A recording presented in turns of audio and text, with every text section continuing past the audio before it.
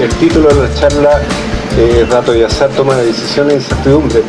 En el fondo, el sentido de esta charla, ya que esta es una feria científica, es discutir un poco cuáles son los fundamentos de los trabajos de investigación científica, los cuales tiene mucho que ver la toma de decisiones, tiene que ver mucho la lógica y, por supuesto, la estadística y las probabilidades. De hecho, muchas de las conclusiones de los estudios científicos se basan fundamentalmente en estadística y en probabilidades. Yo les voy a entregar, para que vaya corriendo, una bolsa con dados que son de regalo para ustedes. Gracias, Marco. Para que tengan un recuerdo, y además la idea era jugar un poco con esos dados. Eso, como les decía, vamos a hacerlo un poquito a media, pero vamos a ver que los dados son tremendamente relevantes en esto de las probabilidades y la estadística, y por lo tanto en la ciencia. Entonces, lo primero que yo quiero que nos preguntemos es ¿qué es el azar? Todo el mundo habla de azar, están los juegos de azar, están los juegos de apuesta, los casinos. Entonces, el azar, las probabilidades son conceptos que todos manejamos, pero no es tan fácil tener un concepto claro de qué es lo que se trata. Son de esas cosas de la vida diaria en que uno aplica conceptos que no siempre tiene una idea clara de qué son. Entonces, si nos vemos al significado etimológico, el azar, según la definición de la Real Academia Española, es una casualidad presente teóricamente en distintos fenómenos que se caracterizan por causas complejas, no lineales y sobre todo que no parecen ser predecibles en todos sus detalles. O sea, se define actualmente como algo que no es predecible. Hay otra definición del diccionario de Larousse, dice: una causa desconocida de un hecho o de un suceso imprevisto que no se debe a una necesidad natural ni a una intervención intencionada. Etimológicamente, la palabra azar, no sé si se ve bien, viene del árabe. Azar, no sé cómo se pronuncia, supongo que se pronuncia algo así como azar, que significa flor y significa suerte. De hecho, es la palabra que origina la palabra azahar de las flores de los naranjos, de los limones. Y tiene que ver también con la taba, que es lo que ahora se conoce como el dado, y que daba la suerte. Entonces resulta que estos antiguos árabes utilizaban dados, y una de las caras del dado la marcaban con una flor. Entonces, si te salía la flor, tenías suerte y te daba la suerte, y de ahí viene la asociación de azar, de lo aleatorio, con esta flor, con el azar. ¿Ya? Si vemos la raíz latina de la palabra aleatorio es alea, que significa nuevamente el dado, el juego de dados y los juegos de azar. Está esta famosa frase de Julio César, cuando Julio César cruza el Rubicón y dice: alea y acta est, o sea, la suerte está echada, ¿ya? Alea la suerte. Bueno, ahí ya no se va a entender mucho. Esa es una foto de un dado antiguo del tiempo de la guerra civil en Estados Unidos. Este es un dado hecho de hueso.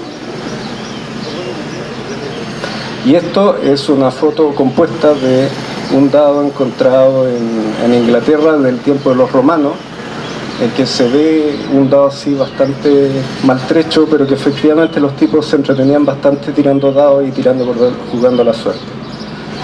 Esta es una foto de un escrito de un libro que retrata cómo en la Edad Media también los tipos jugaban con el azar y con los dados. Entonces, siguiendo con esto del azar, ¿cómo podemos dar una definición más concreta? En matemática, por ejemplo, uno puede hablar de aleatoriedad cuando uno tiene una serie de números que no se puede describir o predecir con menos información que la que ya se tiene, o sea,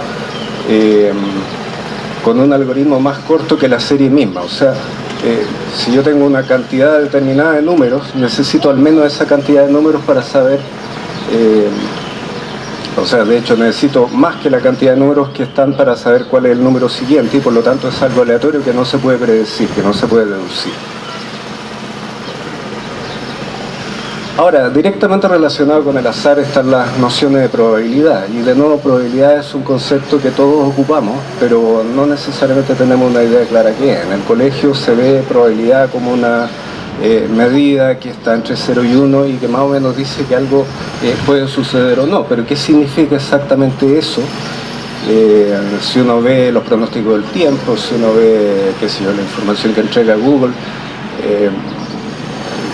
puede que diga para mañana hay un 80% de probabilidad de que llueva, no acá exactamente, pero ¿qué significa eso? O sea, si Google dice hay un 20% de probabilidad que mañana llueve y mañana llueve, ¿Google acertó o no?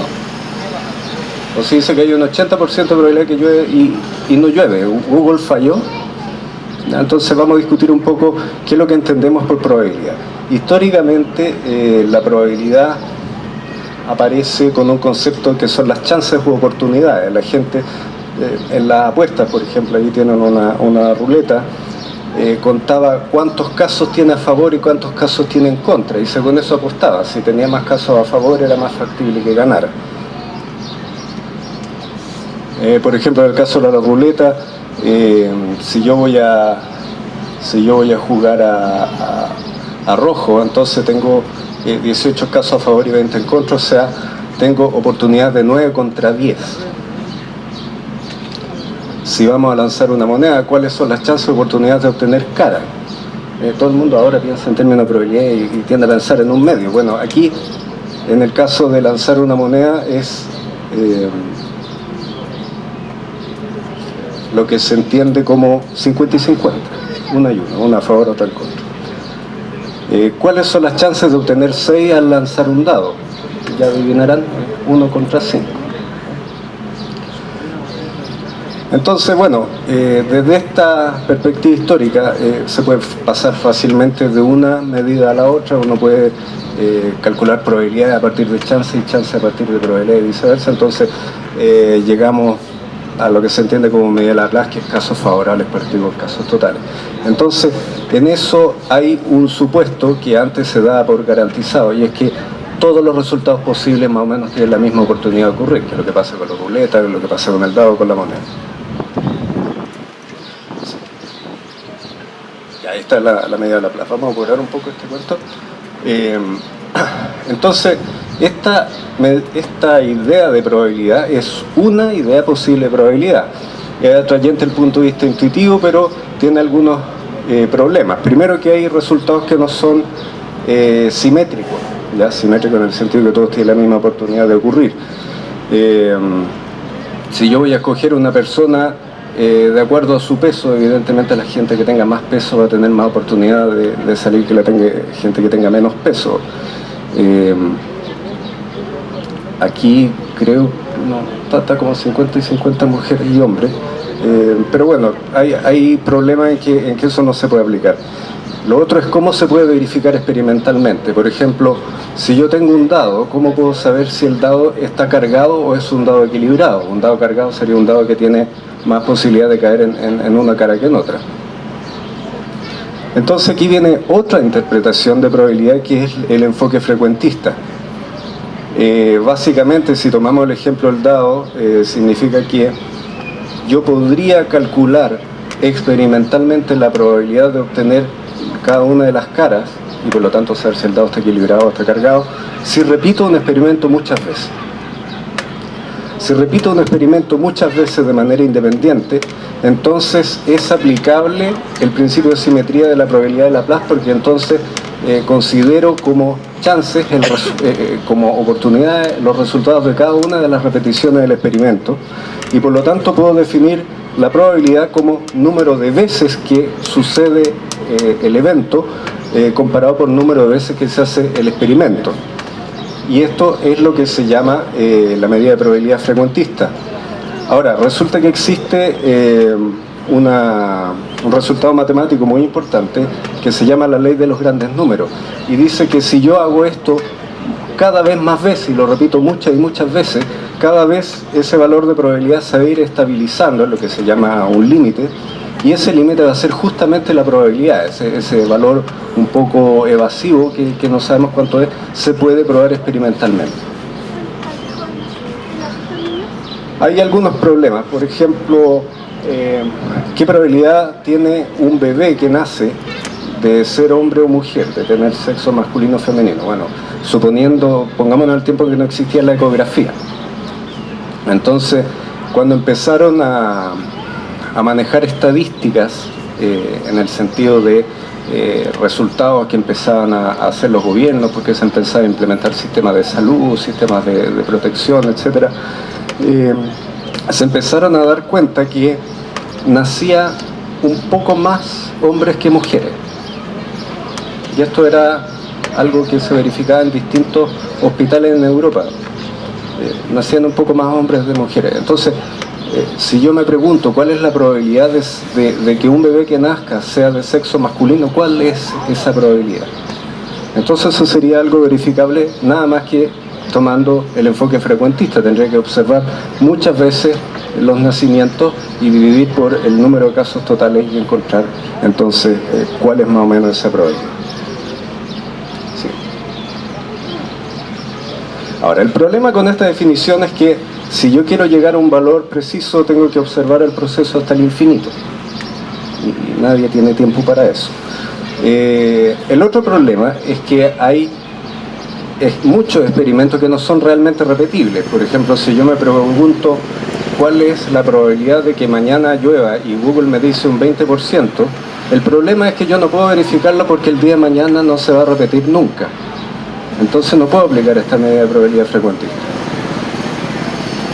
Entonces hay otra interpretación también válida de probabilidad que tiene que ver con una medida subjetiva, una medida de creencia o desconocimiento. Y hay otras aplicaciones, por ejemplo, si hay un juicio, ¿cuál es la probabilidad de que el acusado sea declarado culpable? ¿Cuál es la probabilidad de que haya vida en cierto planeta? ¿Cuál es la probabilidad que me resfríe esta semana? Si se encontró un texto haciendo un trabajo de demolición, no sé, con Morte Grande, supongamos, y se encuentra un texto que pareciera ser escrito por Gabriela Mistral, ¿cuál es la probabilidad de que efectivamente haya sido Gabriela Mistral la que escribió el texto? Entonces ahí tenemos otra interpretación de probabilidad que tiene que ver con un grado de conocimiento. Vamos así. Ya. Otro ingrediente que es muy relevante para el razonamiento científico, hay una serie de principios de lógica formal que hay que tener en cuenta cuando se realiza un estudio científico. Hay principios básicos. El principio de identidad dice que todo objeto es idéntico a sí mismo. Son cosas fundamentales que vienen del tiempo de Aristóteles. El principio de no contradicción. Si yo digo A es A y A no es A, no pueden ser los dos verdaderos. O sea, no puede ser algo y al mismo tiempo no ser algo.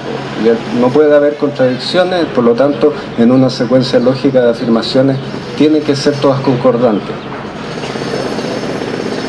El principio de exclusión del término medio es algo que no es tan consensuado, pero sí es muy relevante en términos de los estudios científicos, que es decir que, bueno, si algo es o es una cosa o es la otra cosa, pero tiene que ser una de las dos. Por lo tanto, se trata de llevar el razonamiento a dos opciones que son excluyentes y al menos y exactamente una de ellas ocurre. El principio de razón suficiente dice que todo conocimiento tiene que estar fundado, es decir, todo tiene una causa. La reducción al absurdo significa que se descarta una afirmación por medio de mostrar que inevitablemente lleva a una conclusión falsa. Es algo que se ocupa mucho en matemáticas, que es suponer una cierta teoría. Si mediante una argumentación lógica impecable yo llego a algo que es falso, necesariamente lo que yo supuse al principio es falso. Y eso se ocupa mucho en la argumentación de los estudios científicos.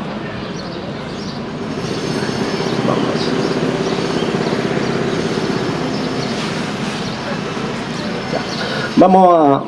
Bueno, lo que me salté era toda una parte que, en el fondo, el discurso lógico tiene, digamos, se puede cometer una serie de vicios cuando se discute una teoría o cuando se trata de decir que algo es verdadero o es falso mediante lo que se conoce como falacia. Una falacia es algo que aparenta ser verdadero, aparenta ser un argumento convincente, pero se trata justamente de que sea convincente, pero no sigue estrictamente una rigurosidad lógica. Entonces, como estamos en un contexto en que hay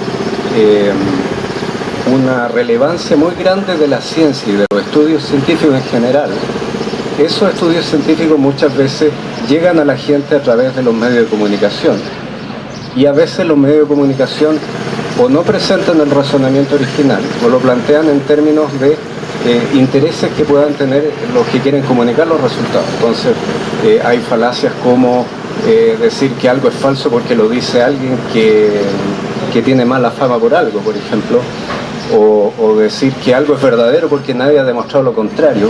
Hay una serie de falacias de ese tipo que es importante que la gente estudie y se informe, porque lamentablemente cuando se divulga ciencia muchas veces se cae en esos errores de comunicación y por lo tanto llevan a la gente a conclusiones equivocadas.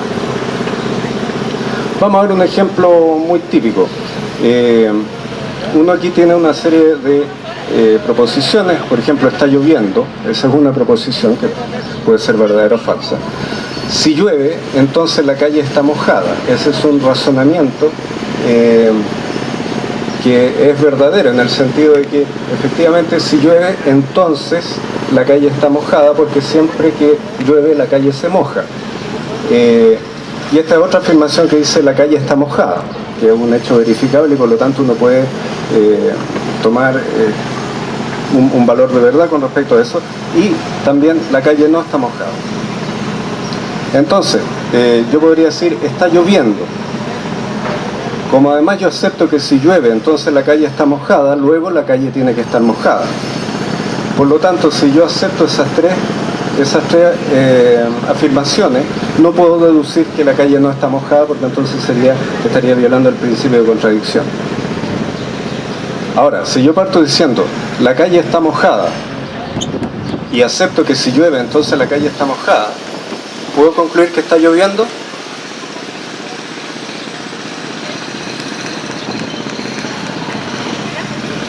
¿Puedo concluir que está lloviendo si acaso la calle está mojada? No, ¿cierto? Porque ahí se está violando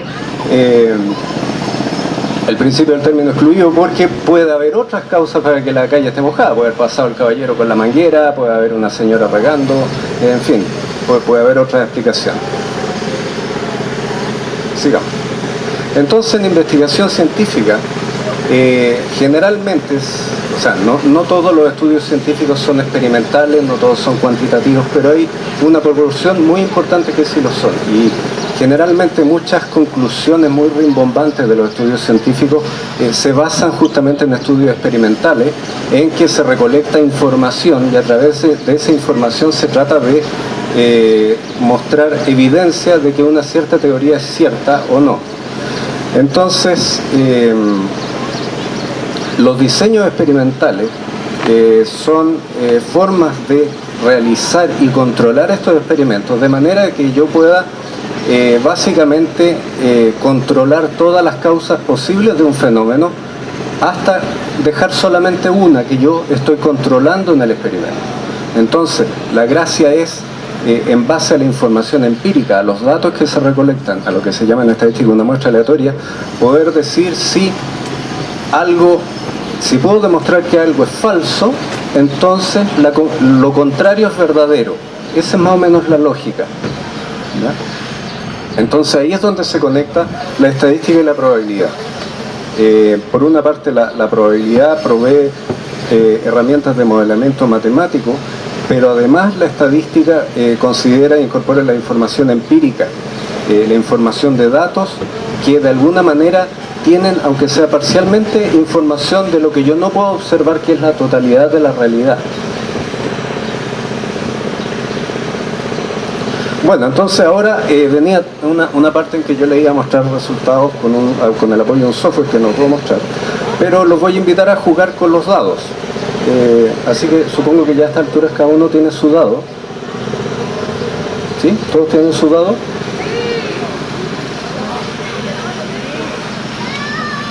Hay un par de personas que no tienen dado, ojalá les pudieran dar un dado.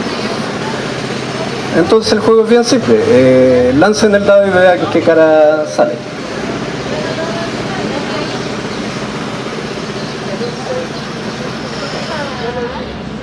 Le salió un 1, ya. ¿Todos lanzaron su dado? Por favor, acuérdense qué número le salió. ¿Cuántos tienen 1? 1, 2, 3. ¿Alguien dijo están cargados? Esa es una buena pregunta. 3 personas, ¿cuántos tuvieron 2? 1, 2,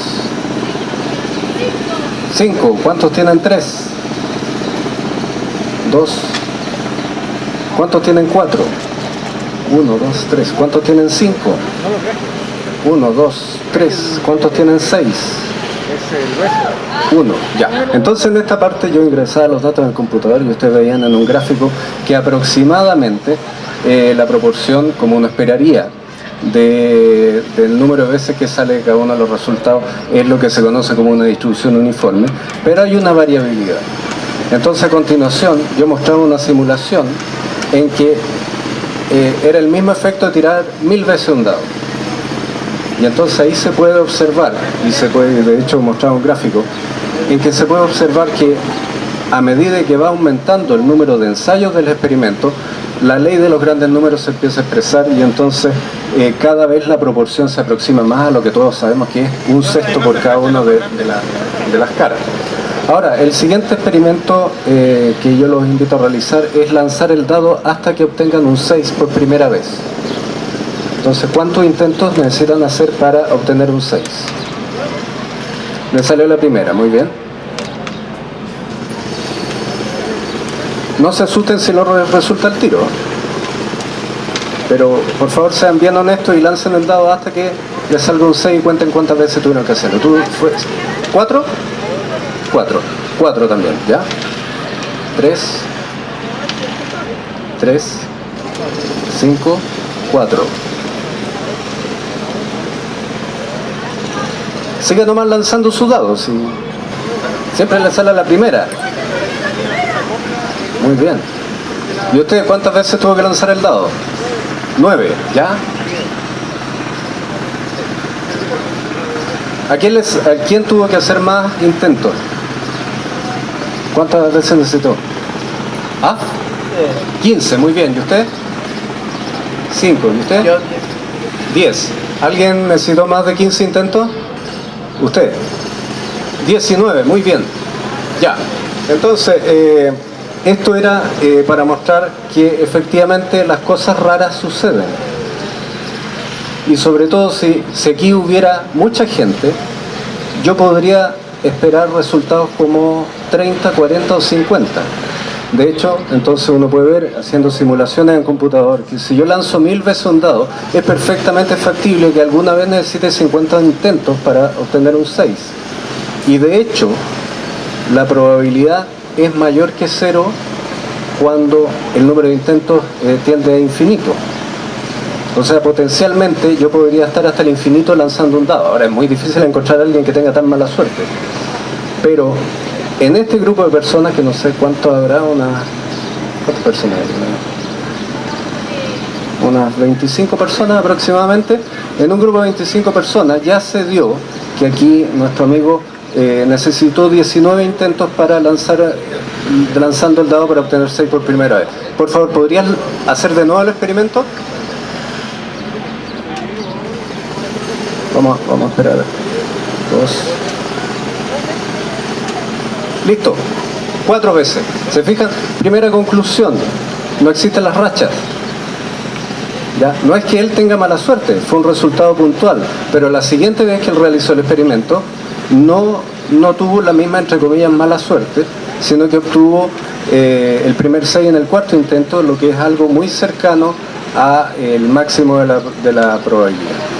entre paréntesis, si la probabilidad de obtener 6 es un sexto, entonces el valor esperado, lo que yo esperaría en promedio en el largo plazo de cuántos intentos tengo que hacer para obtener por primera vez el 6, son 6 intentos.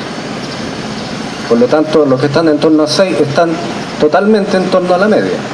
Sin embargo, en el caso de nuestro amigo, él necesitó 19 intentos y eso tiene una probabilidad más o menos de 1 en 1,5 millones. Sin embargo, ocurre cuando yo realizo un número suficiente de experimentos. Entonces ahí veíamos mediante simulaciones que eso es posible. ¿Por qué lo llevo a esto de las cosas raras? Porque la argumentación científica, el papel de las probabilidades y la estadística y la argumentación científica es justamente decir que algo es raro o no. ¿Cuál es el argumento principal que se utiliza en la investigación científica para encontrar evidencia a favor o en contra de una teoría? Es decir, miren, si yo acepto una determinada teoría que yo quiero demostrar que es falsa, entonces el resultado que yo obtuve ocurre en 1 en 2 millones. Por lo tanto, como mi resultado es algo sumamente raro de observar, voy a concluir que en realidad la teoría parece que está mala y por lo tanto lo que yo propongo es lo correcto. Por lo tanto, la argumentación científica se basa en el azar. En el azar que es muy pariente a lanzar los dados. ¿Cuánto tiempo queda? Sí, ahora dejemos entonces un espacio para preguntas. Muchas gracias. ¿Alguien tiene alguna pregunta, algún comentario que hacer al profesor, al académico de la Universidad de La Serena?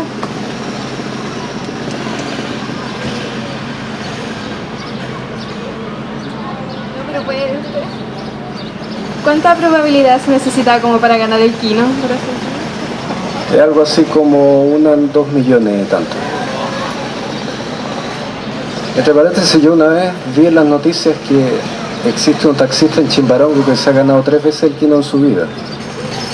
Lo que contradice toda la teoría de la probabilidad, porque tienes uno con 18 ceros y ahí aparece el primer dígito significativo. Hay cosas más allá que no lo explica la ciencia. Pero estrictamente, si uno supone que los experimentos se realizan de manera independiente con la misma probabilidad, entonces eso es realmente imposible. ¿Alguien más quiere hacer alguna consulta, algún comentario? La señora, me voy a acercar. Señora. ¿Por qué siempre que hago algo siempre es el 1? Para mí.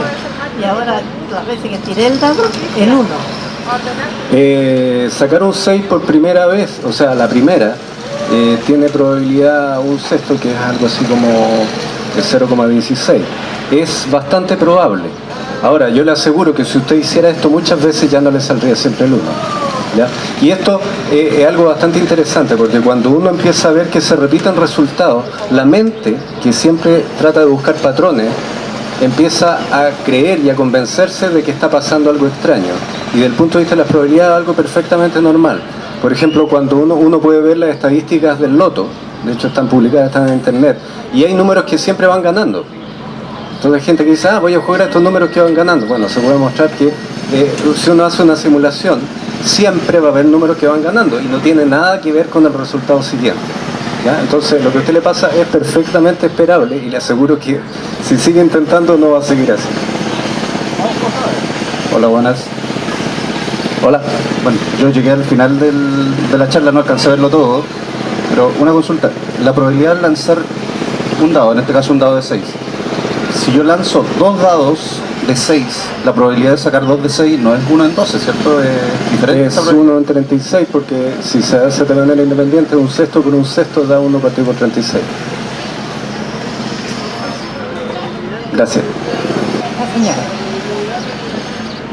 Quisiera saber por qué a mí siempre se me repite el 8 en cualquier cosa buena o cosas malas. Del punto de vista de las probabilidades es algo perfectamente posible y por eso yo tenía varias cosas para mostrar en términos de simulaciones. Una de las cosas que yo mostré y que lo iba a mostrar de una manera más gráfica es que no existen las rachas. Es perfectamente posible que usted obtenga 8, 10 veces seguidas, no es tan difícil, o sea, de hecho es una serie tan probable como cualquier otra. Lo que pasa es que nosotros le damos un significado especial porque para nosotros es diferente que un número se repita, que salgan números distintos, pero todas las combinaciones son igualmente probables. Ahora, si usted me dice que saca 1000 veces seguido un 8, ahí yo sí me entraría a preocupar. ¿Por qué te decidiste por esta carrera y no por otra? ¿Por qué pasaste a las matemáticas y todo eso? O sea, ¿qué te motivó? Muy buena pregunta. Bueno, a mí siempre me gustaron las matemáticas y entré a estudiar matemáticas por vocación y de ahí fui conociendo la estadística y las probabilidades y ahí fue un poco entre gusto y un poco entre que a corto plazo era mucho más beneficioso económicamente estudiar estadística que estudiar matemáticas. ¿Alguien más tiene un comentario, alguna pregunta? ¿No? Bueno, agradecemos entonces al académico de la Universidad de La Serena, doctor en estadísticas, profesor de la ULS, señor Carlos Navarrete.